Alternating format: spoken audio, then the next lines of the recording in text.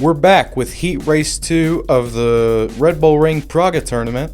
Qualifying's just concluded, and our friend from out of state, Jason Paulson, set the fastest time, which is a blistering 1:29.35. In-house driver Cooper is absolutely no exception to setting a fast lap time, a 1:29.7. Jackson follows pretty far behind with a 1:30.3. Dylan's first outing gives him a 1:30.96. And Devin on his first outing, it will give him a 1:32.5. Unfortunately, Lex did not get the set of lap time, so he's going to be at the back. 6 cars on the grid this time. Jason Paulson cuts the beam and the race is underway. We got some fast guys in this run group. We'll probably be able to see a little bit of overtaking going on, maybe in the turn one. Someone's going for it. That might be Devin, but Devin spun on the exit. Devin spun immediately. That's not a strong start, but these are just heat races. The only thing that matters is your fastest lap. Lex and Dylan are drifting away from our top 3 a little bit. Less than 5/10 separate them. They stayed together in turn 1. Jackson's gonna fake an inside dive, or is he? Cooper goes deep. Jackson double fake out, but Cooper gets the run. That's a great run from Cooper. Paulson's built a sizable gap through that. This helicopter camera angle is horrible through there. I digress. Cooper seems to have a little bit of momentum on Jason. Wow, he's really closing that. He's closing that big.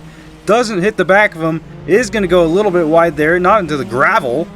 And he did lose some. He lost enough time to where there's a car alongside him. Lex goes into the gravel a little bit. What happened to our battle? Jackson's on the outside of Cooper, but they aren't side by side anymore.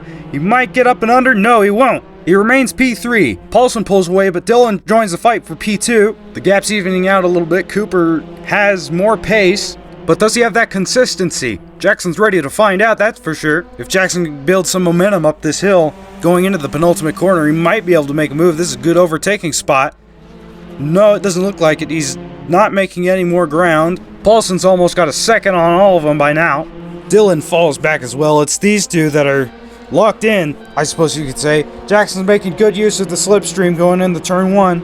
That gap is closing for sure between these two. Jackson backs out of it, takes another look up the inside, but doesn't think he fancies it. He will make that gap ever so much smaller, 3/10 between the two. There's a big opportunity to get slipstream through turn 2, on the way into technically 3. He's gonna fancy a big look up the inside. Cooper's gonna move a little bit, but he's not gonna block it off. Jackson sails past on the inside. Cooper gets close to the rear. I'd say that's position secured for now. He's gonna have to run out of that corner. Cooper got a little bit too wide and onto that curbing. Will he be able now to chase down Paulson? I don't think so. He's got a massive gap to close, and Paulson is in a world of his own. 1:29.3 seems pretty impossible to beat. The leaderboards were very recently reset as well, so that's technically the world record that Jason Paulson has right now. That gap stayed pretty close to this lap though. Cooper is not going to let Jackson get away. He hasn't lost too much time following him.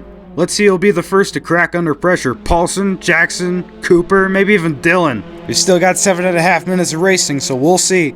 Cooper has the line on that right-hander down. He's going to have a run on Jackson for sure. Look at that gap closing. See it in these. Whoa, Jackson early on the brakes. Cooper stays out of the back of him, but he's a lot closer now. You can see that gap closing on these cars very well. Very clearly. Big on the curbs there, though. Might have lost a little bit of run. I can tell already that Jackson, he's braking too early. He's definitely feeling the pressure, but he's doing the opposite of what he should be. Instead of pushing harder, he's driving too careful, driving too slow. Paulson spun! I caught that late, but Paulson has spun! Jackson now leads. Paulson has spun off the track in turn 1 on lap 3. His best lap so far is a 1:29.876, so I don't really think it's going to matter when it comes to this being a heat race, but wow, that's a surprise. Usually Paulson is the most consistent guy out of these. Jason isn't in the building, of course. He's living his life in West Virginia, but he used to come in all the time.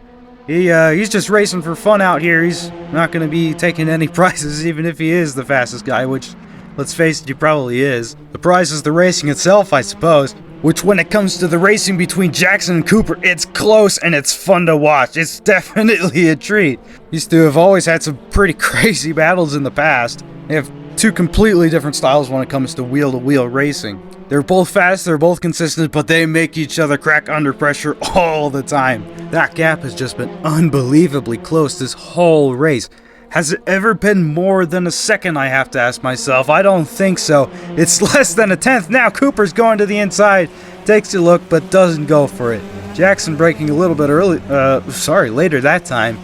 Luckily for him, that's... Oh, Cooper! Oh, big slide on the final corner! Onto the curb, too much into the Armco barrier. Those curbs on the outside, they're very elevated, so in a low car that's downforce oriented like this, it's gonna be throwing it off a lot. You know, with this much downforce, with how stiff these springs are and all that ground effect, you have to keep in mind the elevation changes in these cars, because those can really upset the entire handling. They can compromise the entire car's stability in a matter of moments. Look at Dylan's best lap time. He's learned a lot in, what is this, 4 laps? Already shaved off 0.8 of a second. 1:30.192. Not a bad lap. And considering it's a first tournament, that is incredible. But all the spins have happened. The gaps are getting bigger. The race is going to get a little bit quieter in the second half. There's no longer any need for wheel-to-wheel racing. It's just a time trial now. All of these guys have pretty much got it down, too. They're just going to be pushing for all that they have to get out of these cars. There's about 3 laps left on the timer, so plenty of time to go a little bit quicker. These Pragas are really interesting because they cost about half as much as a GT3 car, but they're almost 3 seconds faster. One of the most notable people in sim racing, Jimmy Broadbent, actually used to drive these exact Pragas. In fact, Lex in the number 4 seat is driving Jimmy Broadbent's Praga. That's exactly what it looked like. It black, gold roof, said Fanatec on the side. That's his car that I was piloting. But the story is that Jimmy Broadbent used to do professional sim racing in a shed until eventually he started getting into real racing, and now he's driving Pragas and doing stuff for endurance teams. It's really cool. And that's one of the most famous, but one of the many instances where a sim racer turns into a real racing driver because of how good they were in the sim. And the Red Bull Ring is a great track too. It's served as the home of the Austrian Grand Prix for Formula 1 for, I don't know, at least 40 years by now. And I personally think it's very fun to drive. There's like the perfect balance of incredibly sharp hairpin corners and faster corners. Someone spun, Devin went off in turn 1. We got a very short glimpse of that. You'd expect turn technically 3 to be where all the turmoil's at, but it's been turn 1 this time out.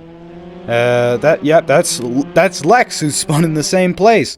There's the Jimmy Broadbent car that I was talking about earlier. Unfortunately, he's had some bad luck so far. 1:35.8 is safe to say there's more time out there for Lex. Dylan might have a little bit of luck. That's the car that Jake won his heat race in. That car is capable of setting a 1:29 lap time for sure. We'll see what these 2 laps have got in store for us. 2 minutes, 30 seconds left on the clock. Smooth through there. Oh, damn near perfect through there as well. Just stay off that Sasha skirt, but you still want to be on the red and white stuff on the inside. Let's see what we get through here. Oh, we won't be able to see because Devin's gone off again. And that's going to be a close rejoin. Ooh, Lex very on his toes there. That was a good avoidance. That could have been pretty bad to watch. A big shun, I suppose you could say. Dylan did not improve on that lap. He is still sitting at a 1:30.1, which, hell, I mean, stick with that, man. That's at least our 3rd fastest time of the day. 2 laps remain for anyone to hold a candle to that or Jason Paulson's time. If my maths are right, we'll have 6 more races to go through before a final champion's crown for this tournament. Devin's going to get back around Lex. There's a little bit of racing on track still. That's always welcome. Those 2 are going to be starting their final lap now. Devin's going to need it because he hasn't even set a time yet. And Lex could definitely use just a little bit more time off. Come on, buddy. Let's see a 33 or a 34. You got it in you. I know you do. That's wide there from Jackson. That might be invalidated. But he has set a slightly faster lap time than since we last see him. A 1:30.2. He's not actually going to be taking it home this lap, but he will get another. After he crosses the line, this will be our final time round. This race has been great in both wheel-to-wheel and when it comes to just setting fast laps. It's been fun to watch, but in these closing stages, there hasn't been a lot to talk about. I must say, all the gaps have gotten pretty sizable. That essentially 4-way battle for first was incredible to watch. Let's watch this final lap. Our first place driver has to be to 130.2. Not a bad time, but there's more out there, and he has to find it if he wants to have a good shot getting into the actual races that matter. If he wants to hang on to that number 5 seat, then he's got to be able to set the fastest time so he can pick seats first. That's how we do it. Fastest driver picks their seat first. If Jackson wants to hang on to 5, he has to be able to pick 5 first. That's a hot seat. 3 and 5 usually get picked pretty quick. Jake and Cooper know that too. That's why they've picked 3. I'm looking at the sector deltas. It doesn't look like it's going to be a massive improvement. Dylan, however, is up a little bit in sector 2. It all comes down to these last few corners. That's quite a tight line through there. You might be able to have a later apex or be able to carry a little bit more speed on the entry there, perhaps braking too early.